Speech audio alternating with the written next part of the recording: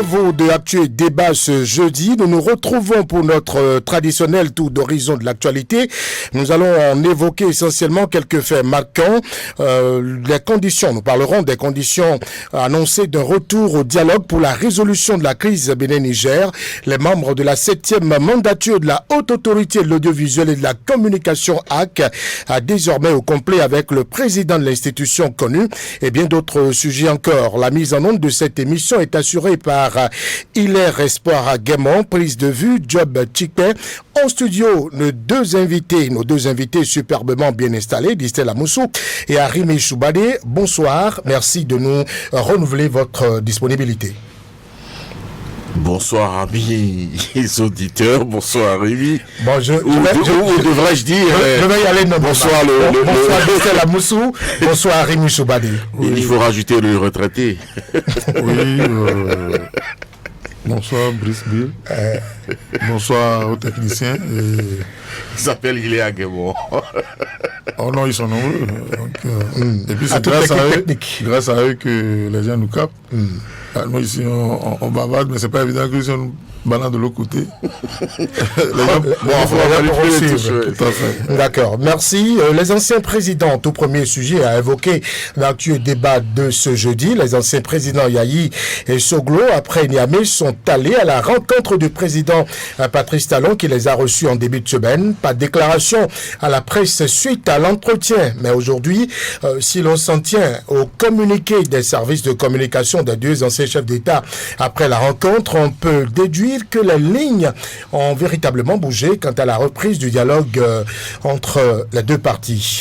Distel Amoussou. Ce qui a déjà bougé, selon moi, dans mes observations, à travers mes observations, c'est déjà que le gouvernement de la République du Bénin retrouve une posture qui lui va bien. Il y a moins de sorties tonitruantes médiatiques, il y a moins d'interventions, il y a plus du tout de prise de position. C'est ce que vous avez souhaité ici. Oui, c'est ce que j'avais souhaité. Donc c'est une posture qui sied correctement à notre État, à notre gouvernement, et je tiens à la saluer, cette posture-là. Alors lorsque j'observe également du côté du Niger, et il y a une sorte d'enthousiasme qui naît de ce déplacement du curseur, n'est-ce pas?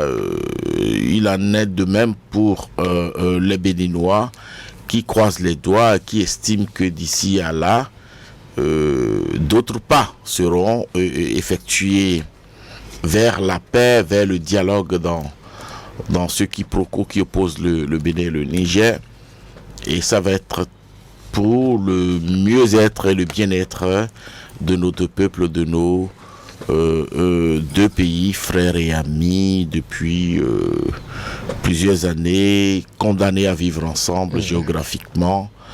Et ensemble, nous pourrons donc conjuguer ces malentendus-là derrière nous et retrouver, n'est-ce pas, notre fraternité séculaire.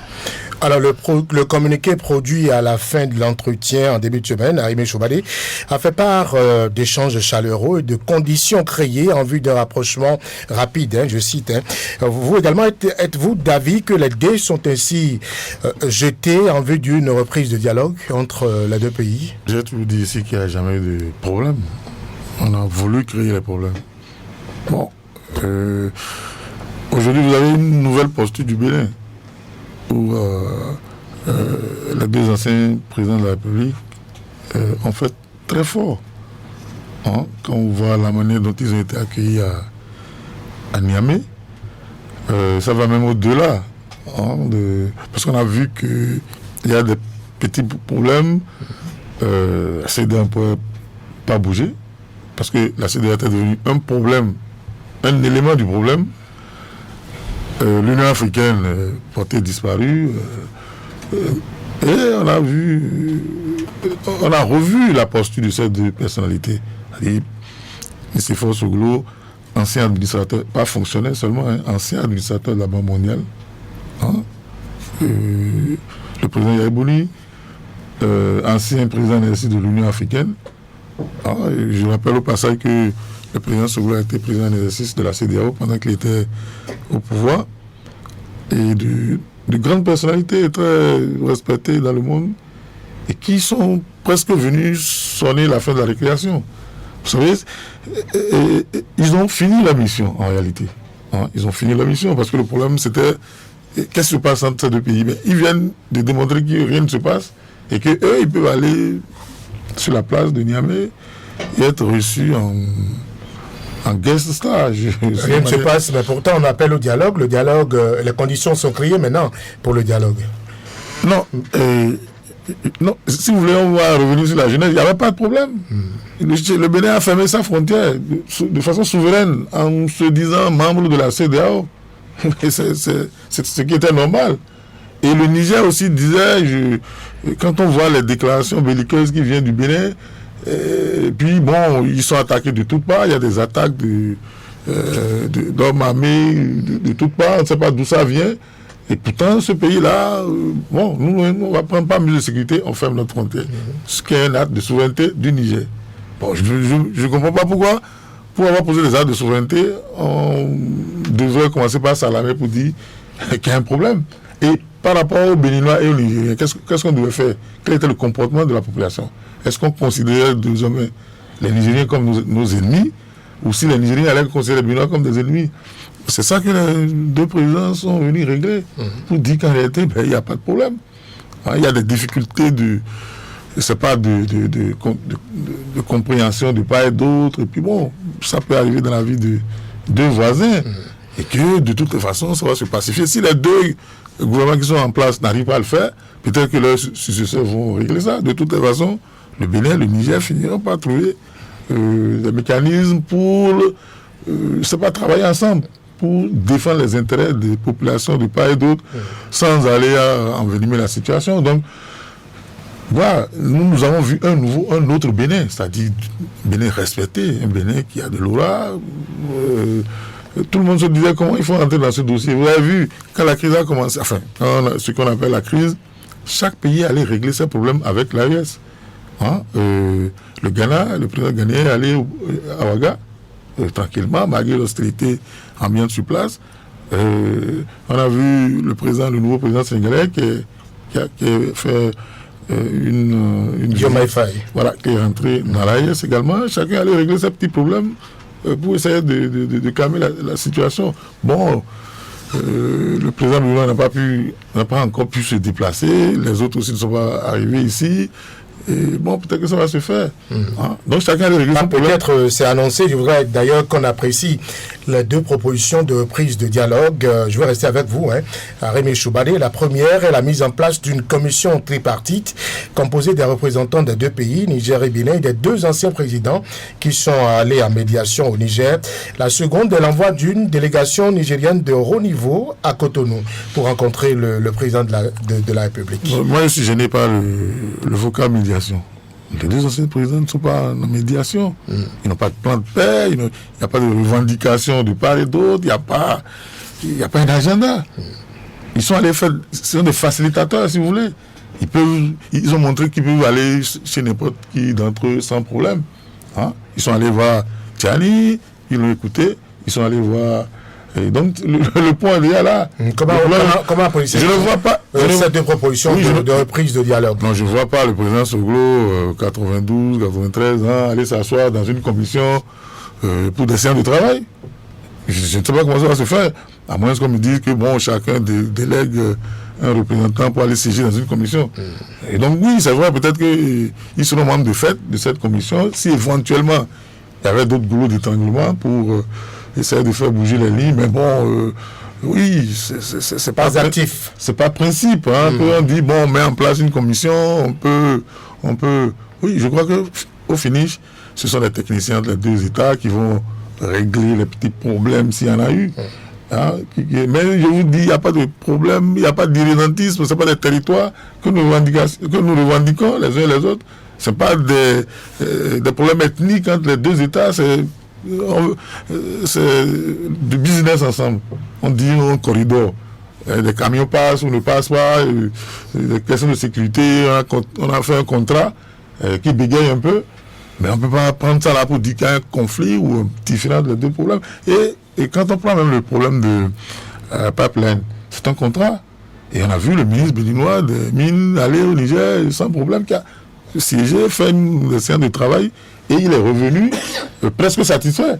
Le seul bémol, c'était qu'il n'avait pas pu rencontrer le président Tchad. Mais ce n'était pas l'objet de sa visite, de sa mission. Il était parti, lui-même l'a dit, pour une séance de travail qui, selon lui, s'est très bien passée et que chacun devait revenir au niveau de son gouvernement pour faire le point, voir quelles sont les mesures pour mieux exécuter ce contrat. Le contrat de difficulté, bon, ça c'est du business. Ça va finir peut-être devant les tribunaux. Au pire des cas, ce n'est pas les anciens présidents qui vont régler ça là. Les problèmes de milliards. S'il y a des lésés, je ne sais pas, le président qui va mettre la main dans la poche pour combler, voilà, si quelqu'un s'est senti lésé et tout ça. Oui, et puis il y a un troisième dans le contrat qui est la partie chinoise. Donc au pire des cas, ça va se terminer devant les tribunaux. Et bon, mais ça ne veut pas être l'objet d'une médiation. Bon, oui, c'est vrai qu'il y a des petites difficultés. J'ai même pas compris ce qui s'est passé. Bon, j'ai vu beaucoup de déclarations de Benoît, mais on sait que les autres sont des putschistes. Les putschistes sont venus. D'ailleurs, ils sont les premiers à fermer les frontières après le coup d'État pour des questions de sécurité parce qu'ils n'avaient pas encore la même mise peut-être sur le territoire. Puis après, il y a eu les attaques contre les convois, contre même le pipeline, etc. Donc il faut qu'eux-mêmes ils se sécurisent et c'était de bon ton qu'ils, je ne sais pas, fermeture de frontières et tout ça là, si éventuellement ils voient que bon, le Bénin n'est pas un danger pour eux, bon, enfin, ça devait se rouvrir. Et Salah Moussou, votre appréciation des deux propositions de retour au dialogue? Oui, je voudrais remercier Arimi qui a enfin, n'est-ce pas, après plusieurs plateaux que j'ai échangé avec lui, qui a fini par reconnaître que ce n'est pas le Bénin qui a été le premier à fermer ses frontières et que c'est de fait que ceux qu'il désigne comme des putschistes ont fermé leurs frontières. Il ne faut pas faire de la manipulation. Ne faites pas de la manipulation, cher ami. Le coup d'État, c'est le coup d'État. On a fermé les frontières de tous les pays. Ils n'ont pas fermé les frontières du Bénin seul après le coup d'État. Mais les sanctions, c'est autre chose. On parle des sanctions. Allez-y, dis Salah Moussou.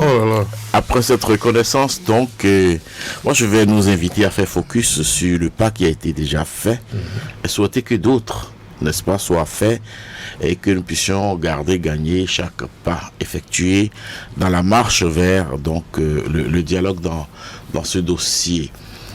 Je suis un peu dérangé, gêné par rapport à la terminologie création tripartite.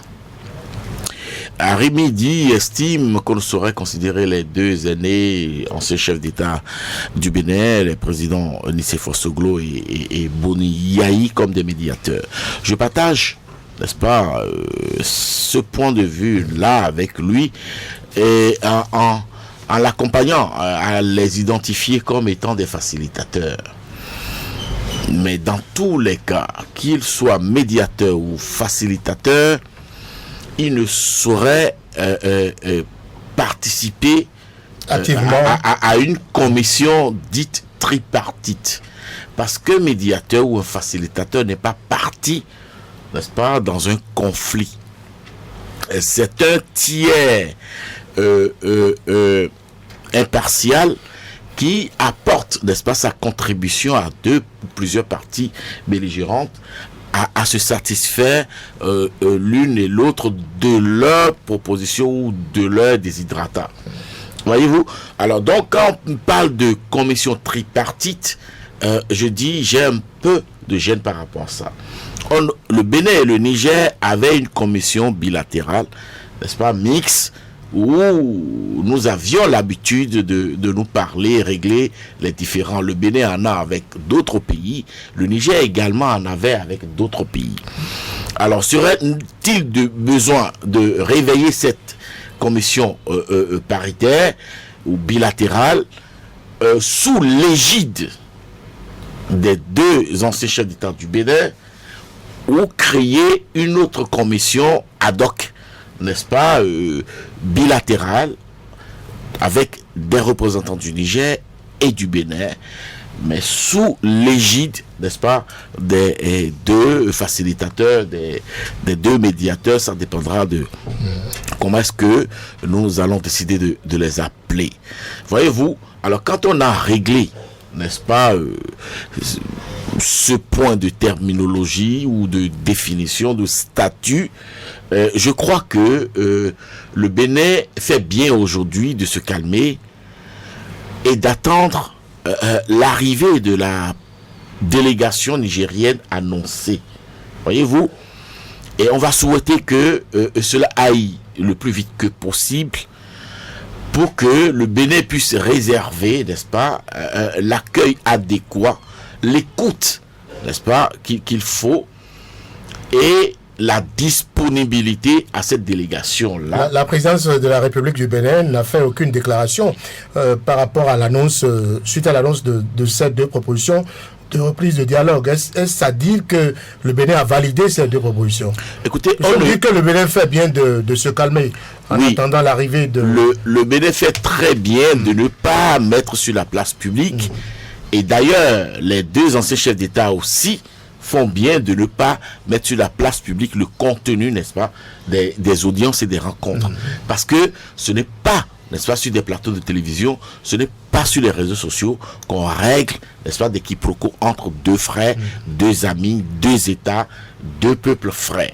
Voyez-vous, alors à partir de ce moment-là, les Béninois lambda doivent aussi se calmer, savoir raison garder, dès lors que, n'est-ce pas, nous avons enclenché, les deux pays ont enclenché, n'est-ce pas, un processus vers le dialogue.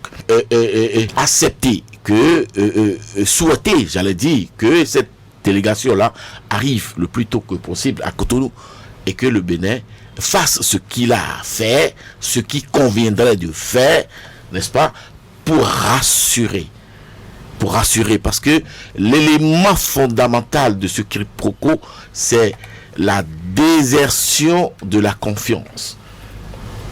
C'est une crise de confiance. Voyez-vous, nous n'allons pas regarder dans le rétroviseur, mais il conviendrait de restaurer, n'est-ce pas, cette confiance, de rassurer les dirigeants du peuple ami et frère du Niger et obtenir définitivement, n'est-ce pas, leur acceptation, n'est-ce pas, de poursuivre la marche avec le peuple béninois vers le développement. Dire que le silence côté officiel béninois c'est l'expression même que les deux propositions de retour au dialogue sont validées. Dans tous les cas, moi j'ai toujours dit, le Bénin n'a pas à communiquer de façon tonitruante dans ce dossier-là. Et se taire aussi, c'est une manière de communiquer. Le président de la République a dû donner, n'est-ce pas, sa position à ces deux aînés, à ces deux prédécesseurs, Boni Yahi et Nicéphore Soglo. Il a dû leur donner, n'est-ce pas, sa position sur les propositions, n'est-ce pas, avant ou après s'être confié aussi à son tour à ces personnalités. Alors donc il ne revient plus au Niger ou au Bénin d'étaler, n'est-ce pas, les contenus. Vous avez lu le communiqué émanant du Niger. Vous avez observé que de façon diplomatique, le contenu réel, n'est-ce pas, de tout ce qui a été dit n'est pas étalé. Donc il n'appartient pas au Bénin de dire oui, nous avons accepté, non, nous n'avons pas accepté. C'est de prendre acte que revenant du Niger, les deux personnalités, Soglo et Yahi, ont ramené, et cela a été contenu dans le communiqué émanant du Niger, qu'il y aura une délégation pour venir au Bénin. Et donc, il appartient à l'État béninois de prendre les dispositions pour accueillir cette délégation-là dans de bonnes conditions. Et que on commence, n'est-ce pas, vraiment de façon réelle le processus vers le dialogue et la paix. On constate également que le communiqué diffusé sur les médias au Niger après la rencontre ici à Cotonou datait du 26 juin. Est-ce que c'est stratégique? Les deux pays ont choisi de ne plus polémiquer, de ne plus communiquer à outrance. C'est la posture à souhaiter. C'est la posture à souhaiter, et je crois que le président Tiani a fait montre, n'est-ce pas, de son engagement, n'est-ce pas, de sa détermination à sauver ce qui unit les deux peuples. Et à son tour, le président Patrice Talon selon, n'est-ce pas, le communiqué est rendu public à Cotonou par les cellules de communication des deux présidents, les deux chefs d'État, n'est-ce pas, les deux hommes d'État sont prêts à aller à la résolution, à terre, n'est-ce pas, les belligérances et à aller à la paix pour le bien de nos deux peuples. L'autre chose qui a capté mon attention, Arimi Choubadi, c'est le communiqué a mentionné que les preuves documentées apportées au sujet de la présence de militaires français au Bénin ont été exhibées aux deux anciens présidents. Bon, vous avez suivi ce communiqué-là, non diffusé sur les médias nigériens? Non, c'est pas diffusé, c'est un communiqué d'abord écrit qui a été lu. Bien sûr. Et qui a été signé par les participants à la réunion, c'est-à-dire les deux anciens présidents du Bénin et le président du Niger. Cela voudra dire que cette affaire reste préoccupante. Et puis, il y a une coordination dans la communication, c'est-à-dire que le communiqué n'a été diffusé que dès que les deux anciens présidents ont remis en main propre au président Talon. C'est le jour-là que tout le monde a eu connaissance du contenu. Donc les Nigériens ont attendu que le président Talon prenne connaissance du communiqué avant de le lire sur leur télévision. Ça a été lu sur la télévision nationale nigérienne, mais c'était communiqué co-signé par les trois personnalités qui ont eu à échanger à Niamey. C'est vrai qu'ici, ce n'a pas été la rencontre du Cotonou n'a pas été sanctionnée par un communiqué. Enfin, il y a eu un communiqué produit par les services de communication des deux anciens chefs d'État. Non, vous savez, c'était ça. Vous avez voulu un communiqué de la présidence de la République. Non, c'était ça qui avait énervé mon ami Amoussou la dernière fois. Le communiqué qu'on a attribué aux cellules de communication. Enfin, on a déjà dépassé l'étape des cellules de communication dès lors qu'il y a un communiqué que les acteurs eux-mêmes ont signé. Cela fait plus foi que ce que, Alors, je voudrais que vous prononciez sur les preuves documentées exhibées là-bas de présence militaire française au Bénin, pendant que le Bénin soutient qu'il n'y en a pas. On a déjà dépassé cette étape. C'est-à-dire que là, tout ça là sera versé à la commission. Vous n'étiez pas là, vous n'avez pas vu les preuves en question.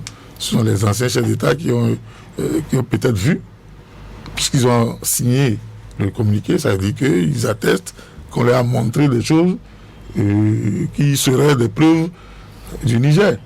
Et nous n'en savons rien, on attend que, de façon concrète, les gens débattent la commission. La structure, parce que quand on dit oui, il y a une délégation du Niger qui va venir au Bénin, ça c'est pas nouveau. Il y a eu une première délégation de douaniers, je ne sais pas comment ça s'est passé. Et après, il y a eu ceux qui nous l'avons arrêté, nous les avons conduits en détention, nous les avons jugés avant de les relâcher.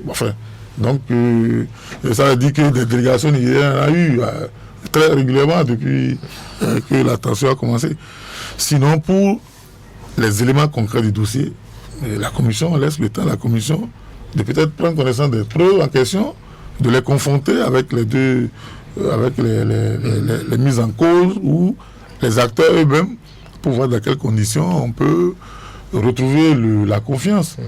Sinon, il y a eu une séance là-bas, il y a eu un compte rendu de la séance signé des participants et le Bénin n'a pas encore réagi. J'espère que ils ont le temps de faire, mais ça ne va pas se passer dans les médias. Le Bénin a déjà reporté des choses au Niger, sur les médias. Le Niger également. Ici, c'est beaucoup plus concret. Hein? Nous sommes déjà sur la table des négociations, si on veut. Donc on croise les doigts. Non, on attend de voir l'évolution. Bon, parce que je suppose que ce sont des reproches que les Nigériens font aux Béninois. Hein? Si c'est avéré, il appartient aux Béninois de rassurer leurs voisins pour dire non, oui, par rapport à ça, on a pris telle mesure, par rapport à telle autre. Enfin, je crois qu'il faut laisser la place à la commission de vider ces questions qui ont été énumérées dans le communiqué final. D'accord. Deuxième sujet dont tu es débat, mais avant, j'ai lu quelque part qu'il faut féliciter les anciens chefs d'État. D'aucuns estimaient qu'il aurait souhaité voir les anciens présidents Yahya Soglo sur ces fronts-là que sur les chantiers politiques. Votre avis rapidement, Distel? Vous voulez m'amener à dire des choses pour recevoir des rafales de Harimi, c'est ça?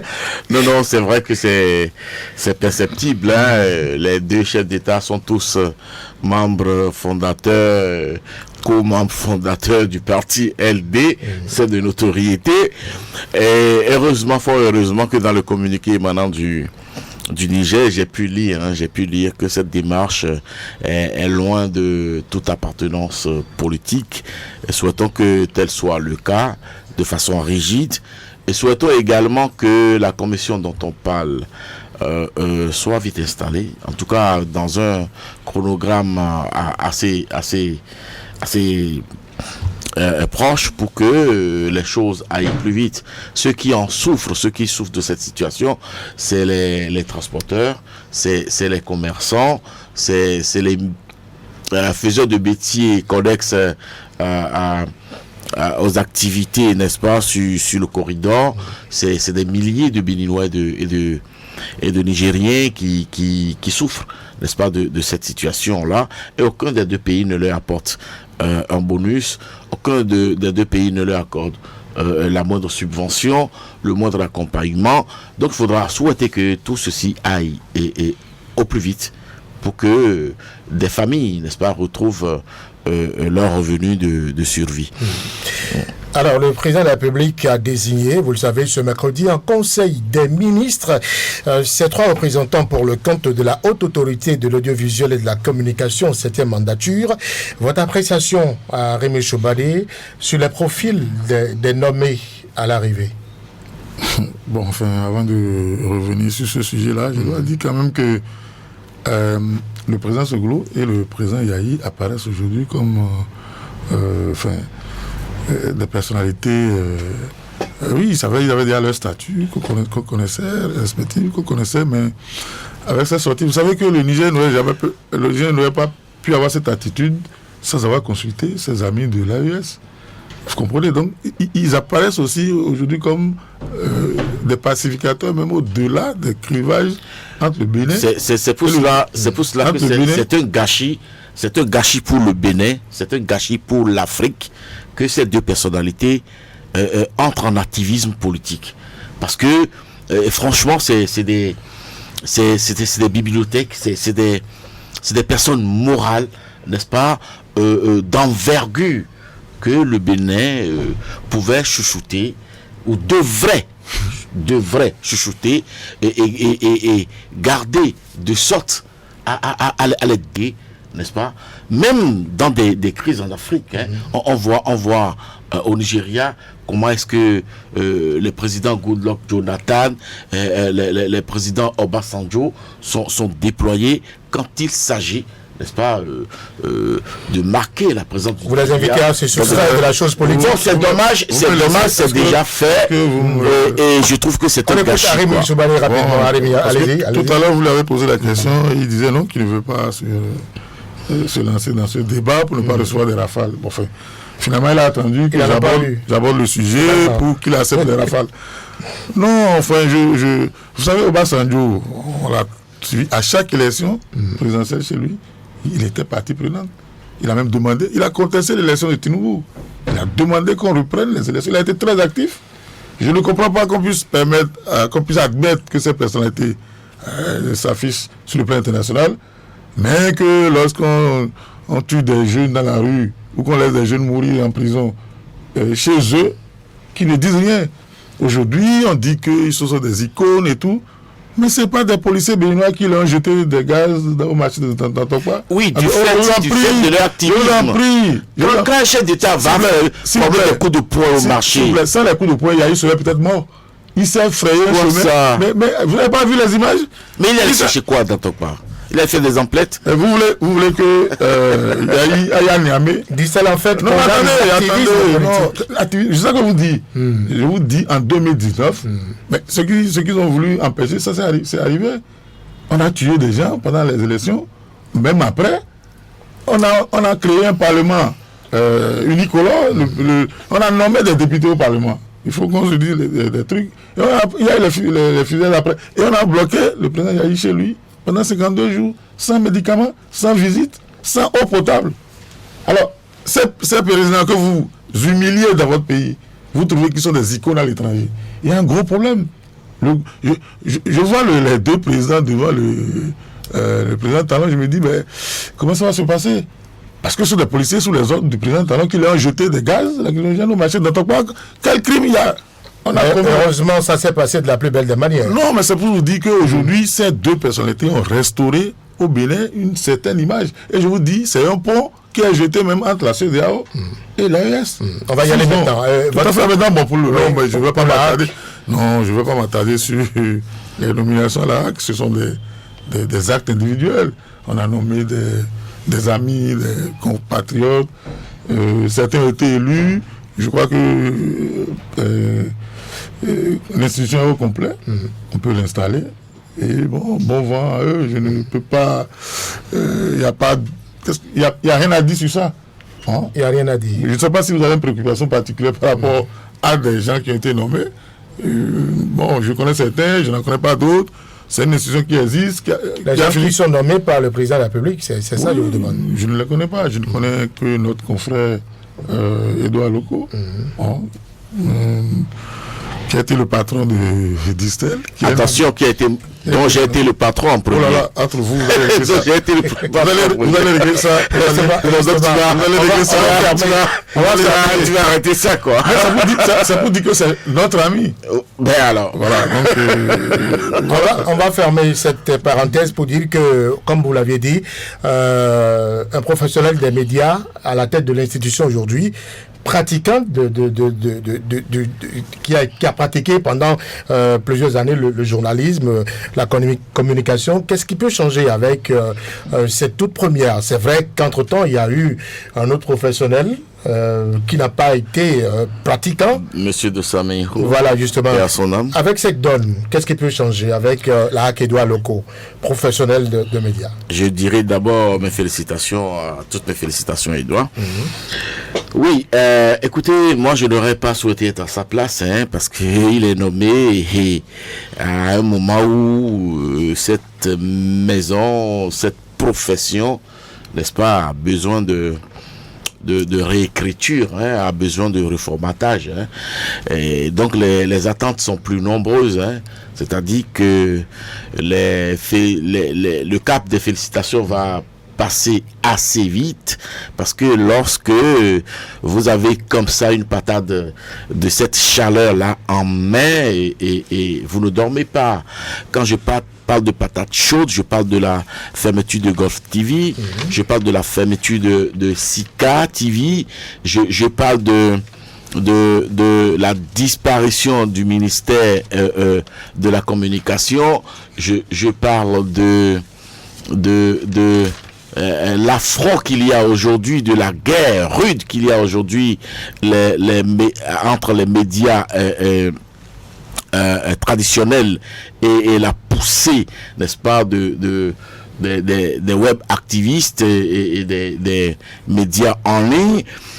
Et écoutez, je parle également de la formation de ces professionnels des médias qui est laissé pour compte, et nous sommes d'accord, vous serez d'accord avec moi à partager que lorsqu'un pays n'a pas de professionnels des médias formés et dont la formation est réactualisée, eh bien c'est le pouvoir politique qui lui marche dessus, qui lui tient le biberon et qui le traîne dans les sentiers de son choix. Et c'est ce qui s'observe aujourd'hui au Bénin. Et je n'ai plus la chance de lire de grandes enquêtes, je n'ai plus la chance de lire de grands dossiers de malversation, de détournement.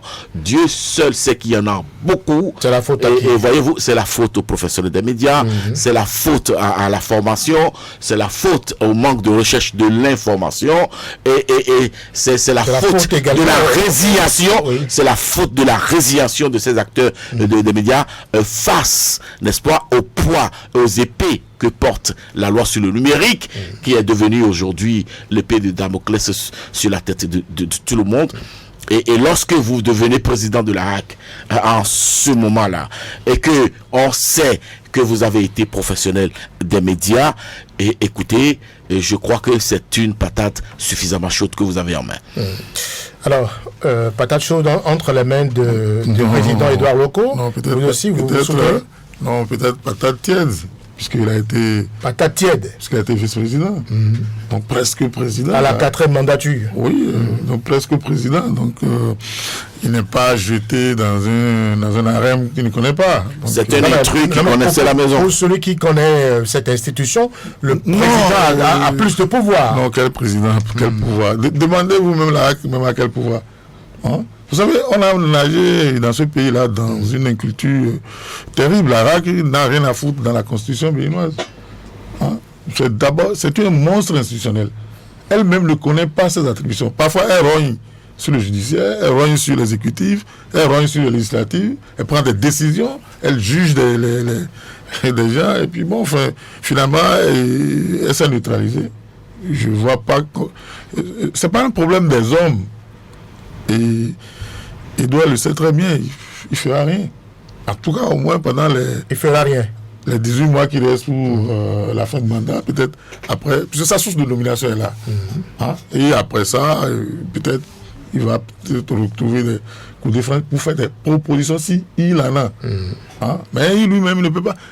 Vous savez, j'ai dit ici que la coopération des professionnels de médias, la coopération n'existe pas dans le privé. C'est seulement dans le public que vous avez qui participent au dialogue social national à travers leurs syndicats et leurs entreprises. Mais le privé, ils vivent de prébendes. Hein, et c'est contrôlé par des milieux. Voilà, c'est contrôlé par des milieux qui n'ont rien à voir avec les médias. Hein, n'eût été la mairie de Cotonou, peut-être qu'on ne serait pas ici. Ce n'est pas la force des professionnels qui a créé ces médias-là. Donc, et pourtant, au début, on a vu ici des gens volontaires qui ont investi beaucoup dans les médias, dans les radios, dans les télévisions, dans les journaux. Mais à la fin, comme il y avait, je peux même dire qu'il y a un complot d'État pour que la corporation des médias, de la presse n'existe pas dans le pays. Et ça a été... donc, en fait, aujourd'hui, ce n'est même pas un problème de loi sur le numérique. C'est d'abord faire exister la corporation, c'est-à-dire faire exister des entreprises de presse et des syndicats de presse. Ça n'existe pas pour le moment. Dès qu'on a fini de faire ça, mais aujourd'hui, on se demande si on dit il faut créer des entreprises de presse. On sait ce qui se passe, on sait ceux qui sont là, hein, qui veulent tout gérer. On risque encore de leur remettre entre les mains des instruments qui vont servir encore demain. Et donc, donc aujourd'hui, on n'est pas dans une prédisposition pour régler les choses. Les autres gouvernements qui auraient pu régler ne l'ont pas fait. Hein? C'est pas évident maintenant. Et donc on attend peut-être la fin de ce régime-là pour voir si les initiatives peuvent porter. Mais pour le moment, c'est garanti que ce sera le statu quo jusqu'à la fin du mandat. On ne voit pas. Nous avons rencontré Wilfried Hervé Adon. Il est journaliste, ancien journaliste et consultant des médias. Il pense qu'Édouard Loko, le nouveau président de l'institution, s'il est bien entouré, peut relever les défis qui se posent à la profession aujourd'hui. Nous écoutons Wilfried Hervé Adon. Les problèmes de la presse sont les mêmes depuis de nombreuses années. On se souviendra de tout ce qui a été fait depuis au moins l'an 2000 pour répertorier. On se souviendra des États généraux de la presse en 2002 où il a joué un rôle important. À cela a succédé d'autres États généraux, table ronde sur la question des médias. Et dans tout ça, il a été au cœur de ces réflexions-là sur les questions. Donc là aussi, on ne peut se douter qu'il maîtrise, qu'il comprenne les questions, la problématique de la presse béninoise. Et donc, qu'il prenne la tête de cette institution dans un contexte où on parle de réforme dans les médias n'est pas anodin.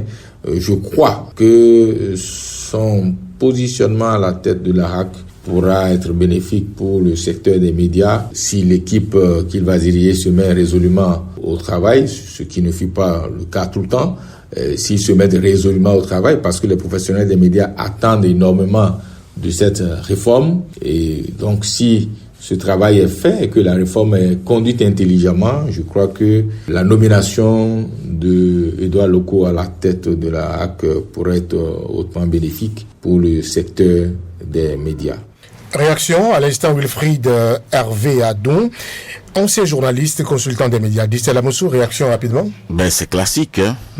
Il ne dit pas autre chose que ce que je viens de dire, donc je n'ai pas de commentaire outre mesure. Arimi? Non, il y a quelque chose qui me gêne dans sa posture. Hein. Il fait partie de ceux qui ont mis la presse dans l'état où il se trouve. Il a été le premier président de ce que vous appelez le monolithisme syndical. Hein, au moment où, oui, mais aujourd'hui c'est comme ça, le Bénin, nous vivons dans un système de monolithisme associatif. C'est-à-dire que vous ne pouvez plus rien créer d'association dans les médias, si c'est parce que lui, il a dirigé entre-temps. Vous voyez? Et il parle de réforme. Ce que nous allons faire, pour faire un petit exercice. Hein. Peut-être vous êtes surpris de l'entendre, c'est ça? Non, peut-être sur le plateau. Oui. Je ne sais pas si quelqu'un sait ce qu'il appelle réforme. De quelle réforme ils sont en train de parler. Si c'est pas concerne les professionnels ou au Portugal, vous avez des techniciens ici, vous pouvez donner la parole à l'un d'entre eux pour savoir s'il connaît les réformes dans son secteur. C'est-à-dire qu'on fait des réformes, on ne sait pas de quelle réforme il s'agit. On ne sait pas qui sont ceux qui ont réfléchi sur la réforme. Ils se sont retrouvés à Boï quand il paraît. On se retrouve tout le temps entre copains, on s'appelle et puis on se voit et puis on fait des réformes. Même les états généraux dont il parle, les états généreux dont il parle, ce sont les médias. Arrête, tu n'es pas sérieux. Merci Arimi Chebade. Ils auraient pu commencer par nous donner les budgets de ces... Et qui a financé? Vous comprenez? Nous allons poursuivre... Et quand il a fini de dire... Presqu'île, allons sur notre sujet. Non, mais allons poursuivre tu et débattre ce jour. Non, ce qui est intéressant avec Adou... On va se retrouver juste derrière. Ce qui est intéressant avec le président Adou, vous savez, c'est notre collègue, c'est notre ami, voilà, il faut qu'on se dise la vérité. Quand il vient, lui, à un micro pour dire... Il n'est pas sur ce plateau pour apporter la réponse. J'ai dit un micro. Je souhaiterais... J'ai dit un micro. Il dit que c'est possible. Non, mais c'est notre ami. Edouard Loko à la tête. Non, je vous ai dit. Je pourrais apporter beaucoup aux professionnels. S'il est bien entouré. Je vous en prie. Il ne faut pas que les gens plombent le mandat d'Edouard Loko. On le laisse faire comme les autres ont fait. Il ne pourra rien faire de particulier. Non, mais... On va y revenir. Il ne peut rien faire de particulier. On va en reparler. Ça ne sera pas le bilan d'Edouard Loko. Je vous en prie. On va reparler. Puisque l'institution existe. Il est là pour 5 ans. Il a du chemin. Ils sont là nommés, il va exécuter, il va faire son mandat comme tout le monde, mais il ne pourra pas, lui, il n'a même pas les instruments, ni juridiques, ni financiers pour faire... Il a le Vatican. Il y a plus de professionnels des médias au sein de l'institution aujourd'hui. Ça fait un total de 5 sur 9, non? Quoi ça? Professionnels des médias. Oh là là, les gens qui se sont essayés au métier. Je vous ai déjà dit quels sont les instruments dont dispose la HAC pour faire bouger des choses dans les médias. La HAC n'est pas une institution des médias, c'est une institution politique. Merci, Arimi Chebade. On va poursuivre avec le troisième sujet du jour. Alors, Pascal Niamolinda n'est plus à la tête de l'ANIP, l'institution en charge des données personnelles des Béninois. Les raisons officielles ne sont pas encore connues, mais le directeur général est parti dans un contexte spécial de suspension des opérations de correction des données nominatives et de mise à jour de numéros de téléphone servant dans le registre national des personnes physiques au Bénin. Arimi Chebade, qu'est-ce qui n'a pas marché selon vous? Non, il est parti dans un cafouillage et j'ai même pas compris que... Cafouillage, c'est-à-dire? J'ai même pas compris comment une démission et la nomination du successeur se passent de façon concomitante. J'ai rien compris. Je me dis, bon... Vous avez l'impression que tout est ficelé? Oui, je me dis, si bon, il démissionne, ça veut dire qu'il y a quelque chose qui ne marche pas. Parce qu'avec tout ce qu'on a annoncé, vous savez, il n'y a pas que les corrections qui posent problème. Il y a tout le processus de la dématérialisation qu'on lui a confié. C'est-à-dire, pour avoir les pièces en ligne. On en a parlé la dernière fois. Aujourd'hui, vous avez vu, pour prendre les casiers judiciaires, certificat de nationalité, etc., tout est bloqué. On a même demandé à ceux qui vont à un concours de se passer, de fournir le casier judiciaire parce que le système ne marche pas. Et donc, c'est toute sa mission qui est en l'air. Et il démissionne. Je me disais que bon, on allait passer peut-être une période d'observation, d'évaluation, de transition, avant peut-être de fixer un nouveau mandat à celui qui va lui susciter pour que, bon, on puisse avoir satisfaction. On est dans une merde totale en ce qui concerne la dématérialisation, enfin la version ANIP de la dématérialisation. Tout ce qu'on a vu, tout ce qu'on voit, c'est le paiement en ligne. C'est-à-dire, votre argent s'en va. Mais le service, on ne l'a pas. Parfois, vous n'avez même pas le retour que vous avez. Vous n'avez pas le service. Tout ce qu'on voit, c'est que votre argent s'en va. Donc, oui, tout commence par là. C'est-à-dire, le processus commence par, on débite votre compte. Et ça n'a pas le retour. Vous n'avez pas votre pièce. Il y a des gens qui prennent le billet d'avion pour venir chercher des pièces. Et non pas le service, c'est pas l'argent le problème. Ribi, tu permets, il y a le confrère Honoré Naum qui a reçu une dame ici, une dame de l'ANIP, qui doit travailler à la préfecture, et il y a une une auditrice qui se plaignait, c'est-à-dire qu'à chaque fois, le système lui prend son argent, débite, mais elle n'a même pas le retour que l'argent a été débité.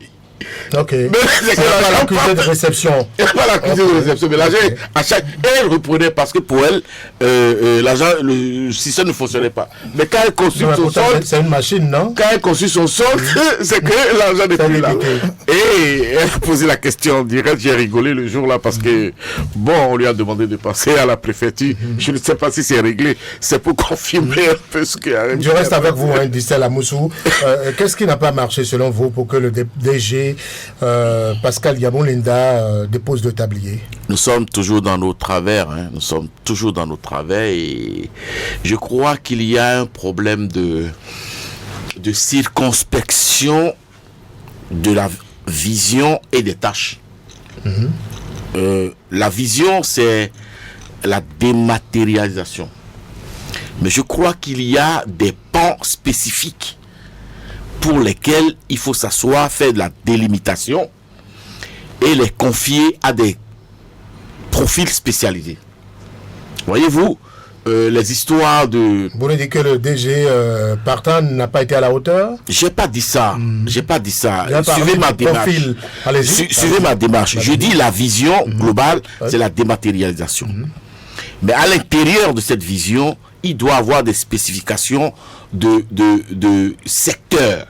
Quand on prend par exemple les actes, n'est-ce pas, civils, c'est un secteur à part.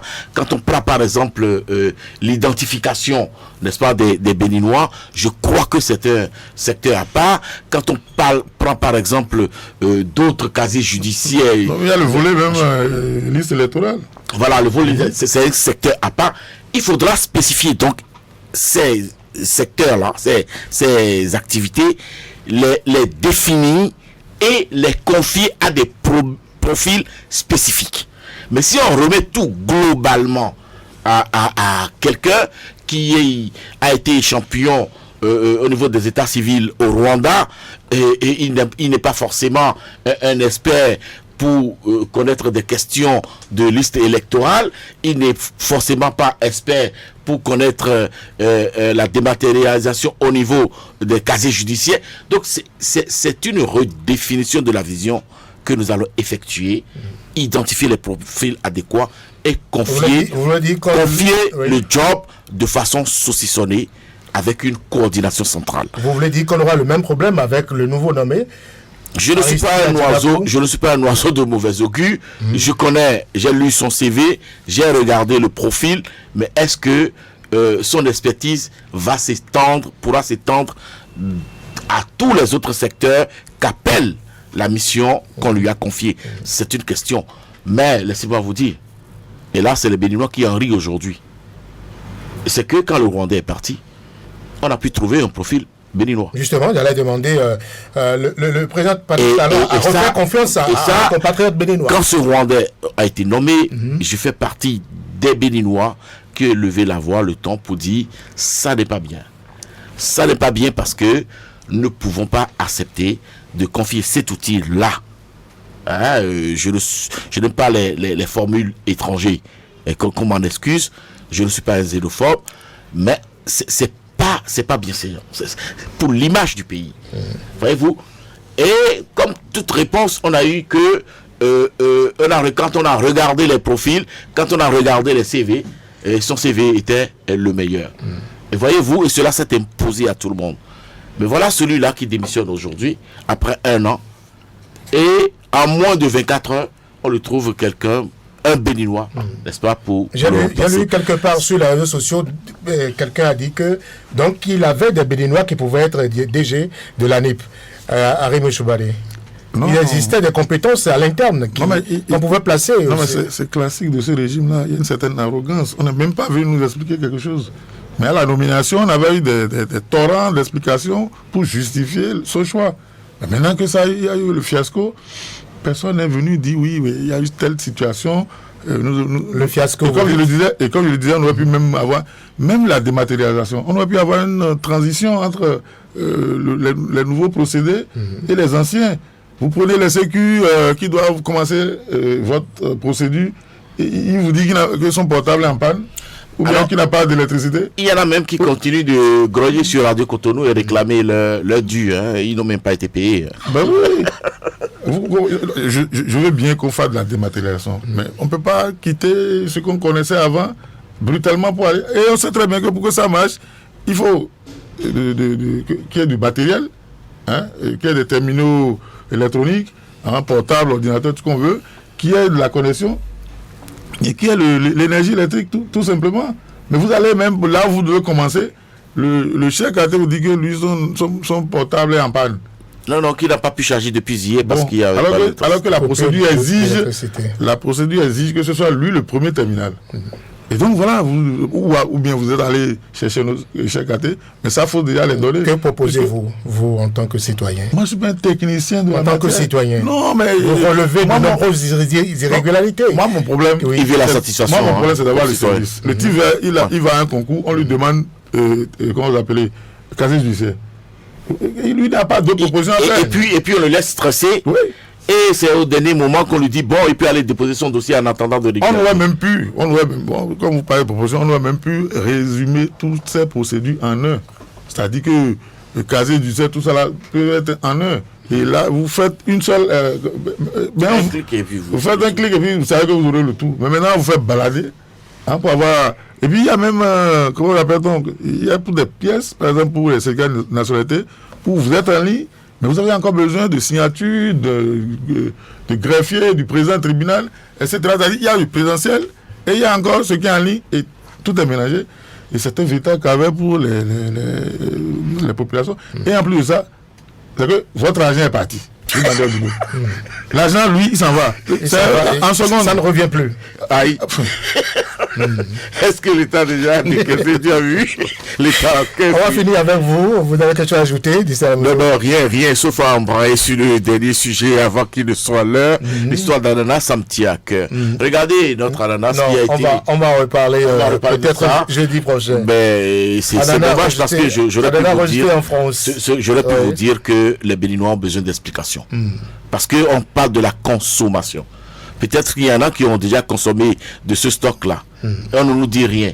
Et on a vu tout le tollé que le sang contaminé a pu faire en France. Ce n'est pas qu'un DG qui a sauté. Ça a été de grosses mesures qui ont été prises. Mais aujourd'hui, on a consommé de l'ananas.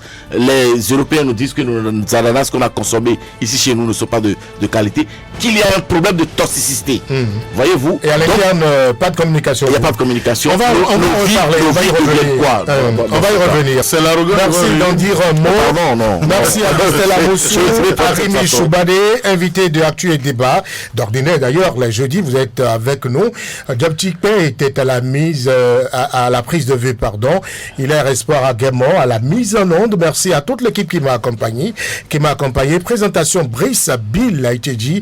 Je vous retrouverai avec beaucoup de plaisir lundi prochain.